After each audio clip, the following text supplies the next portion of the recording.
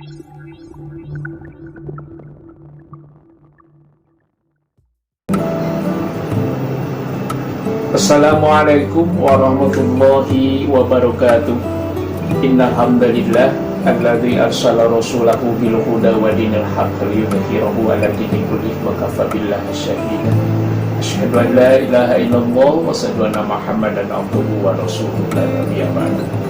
Qala rabbi shrah sadri wa yassir li amri wa hlul 'uqdatam min lisani yafqahu amma ba'du.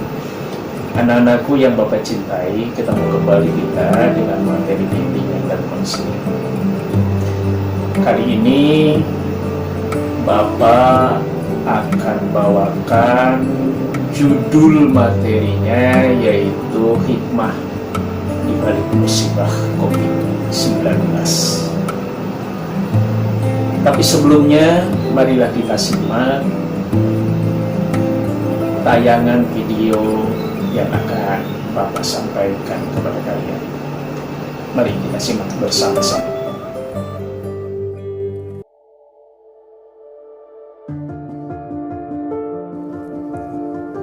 Keresahan aku sudah membara. Aku berpikir, buat apa lagi belajar online kalau tidak masuk otak? Guru saja tidak memikirkan muridnya. Mereka seenaknya saja memberikan tugas tanpa memikirkan kesulitan yang murid hadapi. Ini bukan hal yang menarik lagi. Aku sudah capek, aku sudah bosan, dan aku resah. Ditambah lagi PSBB yang berlanjut. Hingga suatu saat, aku mulai benar-benar cuek dengan yang namanya belajar online, dan aku ingin mengabaikannya. Lebih baik bermain game dan nonton film, itu justru lebih mengasihkan. Dan saat itu juga,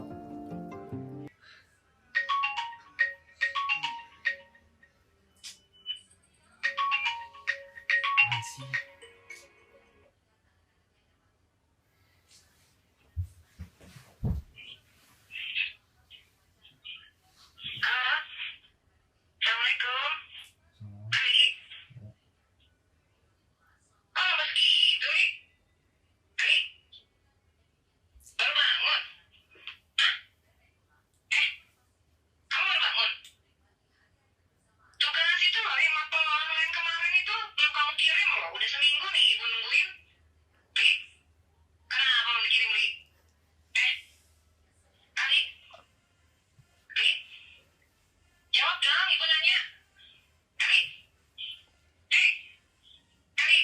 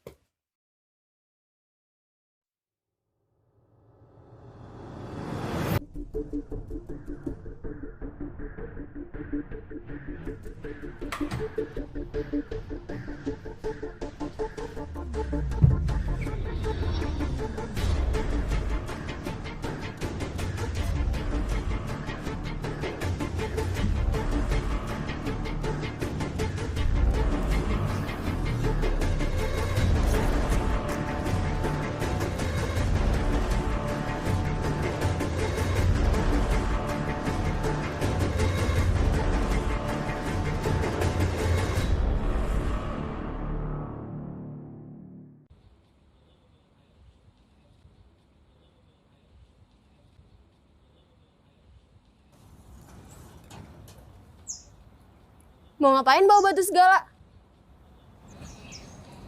Udah berapa bulan juga kita belajar online? Udah lama kan? Capek, bosan, resah. Guru bisanya ngasih tugas doang. Emang pernah mikirin kita? Oh jadi itu? Ayo sini ikut.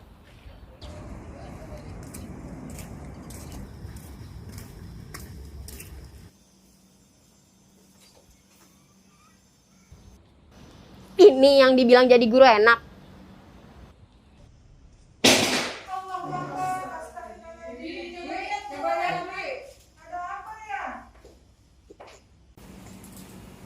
Apa yang dirasain murid-murid itu sama kayak yang dirasain guru-guru.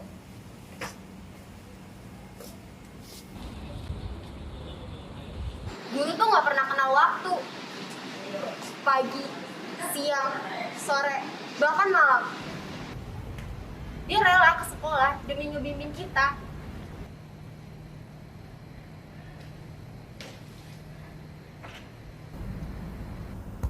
Ibu paham kok apa yang kamu rasain, apalagi kondisi kayak gini. Apa-apa serba sulit. Kita doakan saja yang terbaik untuk negeri ini. Semoga wabah cepat berakhir dan bisa kembali belajar normal. Maafin saya ya Bu, saya udah berprasangka buruk sampai-sampai punya keinginan pengen hero sekolah. Ibu maafin. Ali dan Sally semangat belajarnya ya.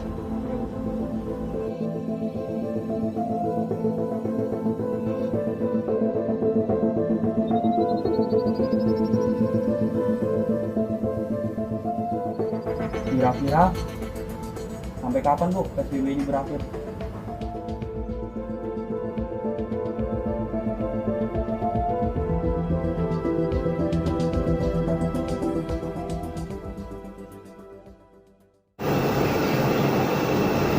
Ya, sampai kapan?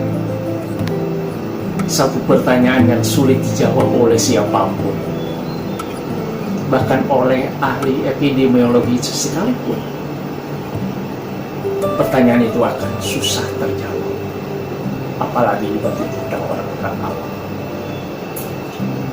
Bapak pikir kita tidak perlu mempermasalahkan sampai kapan epidemi ini akan terus berlanjut.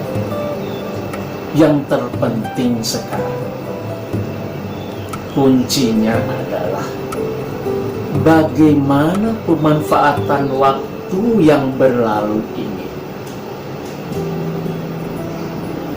Jadi jangan sampai kita tidak bisa mengambil hikmah sama sekali dengan kejadian atau musibah ini. Atau apalagi kalian sampai berpikir bahwa hanya kalian sajalah yang sibuk, hanya kalian sajalah yang suku, yang pusing,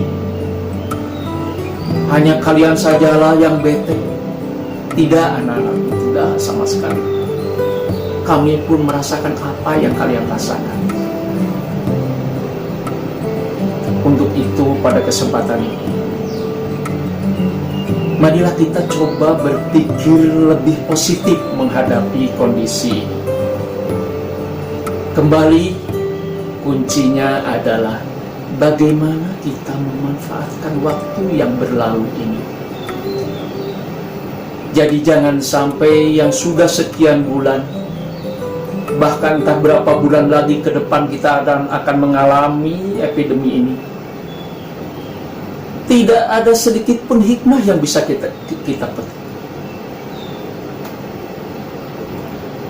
Anak-anakku yang Bapak cintai, ketika kita berpikir bahwa waktu yang berlalu ini sangat berharga, maka pada saat itu pula lah insya Allah kita akan memanfaatkan dengan sebaik-baiknya. Gak usah kalian terlalu berpikir bahwa belajar itu selalu di sekolah, mengenyam pendidikan itu selalu di madrasah. Dengan kondisi seperti sekarang, kita dipaksa untuk lebih berkreasi. Bahwa pada dasarnya di rumah pun kalian bisa belajar, di rumah pun kalian bisa memperoleh pendidikan. Di lingkungan sekitar kalian pun kalian bisa belajar. Di lingkungan sekitar kalian pun kalian bisa mengenyam pendidikan. Jadi tergantung kepada pola pikir kita. Coba kita sama-sama evaluasi bagaimana pemanfaatan waktu kita selama ini. Andai kata kita berpikir bahwa rumah kita, lingkungan kita itu adalah laboratorium untuk kita mendapatkan pembelajaran, mendapatkan pendidikan. Insya Allah ketika kita nanti ketemu lagi di sekolah ketika COVID sudah berlalu, kalian akan banyak membawa mengenyam manfaat. Misalnya, coba kalian berlatih selama ini di rumah. Kalaulah profesi orang tua kalian sebagai petani, berangkat ke sawah. Paling tidak tahu istilah-istilah yang ada penggarapan sawah itu seperti apa. Apa namanya? Kalian mengenal yang namanya mopok, yang mengenal yang namanya babat, mengenal yang namanya ngarit, mengenal yang namanya ngagebot atau ngarontok, mengenal yang namanya tandur, mengenal yang namanya ngarambet, dan seterusnya dan seterusnya. Banyak sekali istilah di pertanian. Jadi jangan sampai anak petani tidak tahu istilah-istilah seperti itu, kan aneh. Atau yang putrinya di rumah bantu mamanya masak di dapur, utak-atik tuh bumbu dapur dengan satu resep bahan yang sama, bisa kalian buat berapa kue, berapa masakan. Jadi jangan sampai seorang anak perempuan udah kelas 9 bisanya hanya masak mie instan saja, masak air pun sampai gosong. Itu kan udah kebangetan. Padahal kalian sedemikian rupa nih waktu luang yang bisa kalian manfaatkan untuk berlatih. Minta ke mama untuk belanja bahan-bahan, untuk bikin kue, untuk bikin sayuran, masak nasi. Bagaimana ukuran airnya? Kalau berasnya seperti ini, seberapa banyak ukurannya? Kalau berasnya seperti ini, seberapa banyak ukuran air? Dan seterusnya dan seterusnya. Itu perlu latihan. Dan bagi anak yang laki-laki, jangan sampai terjadi kalian suruh manjat aja benerin genteng gak berani, gak bisa. Itu kan kebangetan juga. Suruh maku itu dinding buat gantungin foto, sampai malah tangannya yang sering kena palu. Oh, alangkah meruginya. Silakan semuanya itu berlatih kalau yang berada di rumah. Jadi kesimpulannya, dengan kondisi COVID ini memperbesar peluang kalian untuk membantu orang tua. Misalnya lagi ada yang orang tuanya jualan, kenapa tidak kalian yang belanja ke pasar, belajar menghafal sekian banyak belanjaan, berapa banyak yang harus dibeli, dan seterusnya dan seterusnya. Belajar pula melayani pembeli di rumah, di warung kalian. Kenapa tidak? Sehingga yang terjadi ketika selesai COVID ini, ya, banyak putra-putri MTS ini yang pandai membantu orang tuanya, sangat berbakti kepada orang tuanya. Dan alangkah lebih bagusnya, lebih dari itu, lebih rajin sholatnya, yang pardunya, yang sunatnya, tahajud, duha, sholat hajat, taubat, dan sholat sunat yang lainnya. Kenapa tidak? Menghafal Al-Quran, surat-surat pendek, juz 30, kemudian juz-juz yang lainnya. Sehingga kalian ketika nanti selesai COVID ini dan kita bertemu di sekolah, udah sekian juz bisa kalian hafal. Jadi kesimpulannya, tidak ada istilah kalian nganggur-nganggur, pusing di rumah. Silakan melatih diri selama COVID ini terus masih berlangsung. Anak-anakku yang Bapak cintai, orang bijak mengatakan, waktu inilah sana es batu.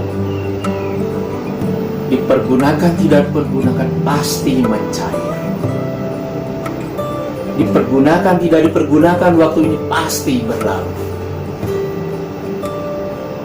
Bapak merasa baru kemarin seusia kalian menikmati cawa, canda di usia-usia SMP seperti kalian.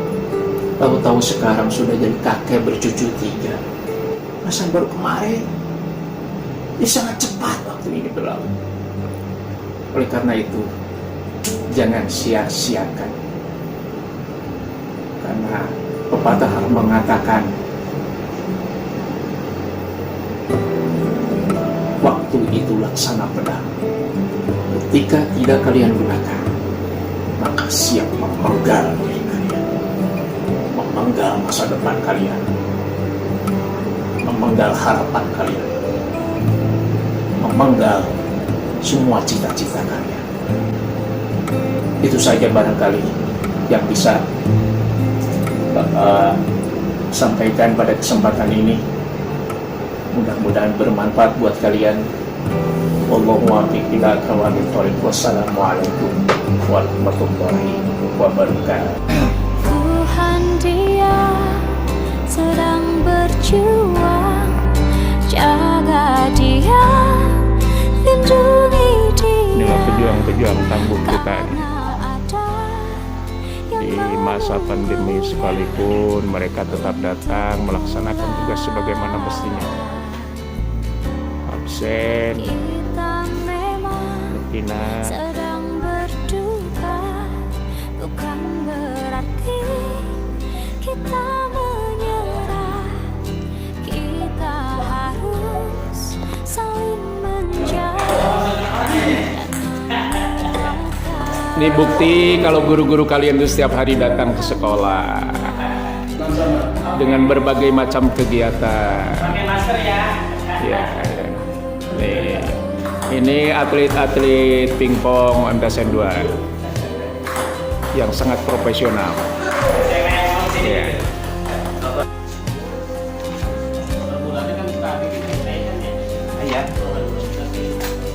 Kiata kepala kurikulum, operator, gak berhenti bekerja tuh Pak Haji Helmi ngemandoran. Tuhan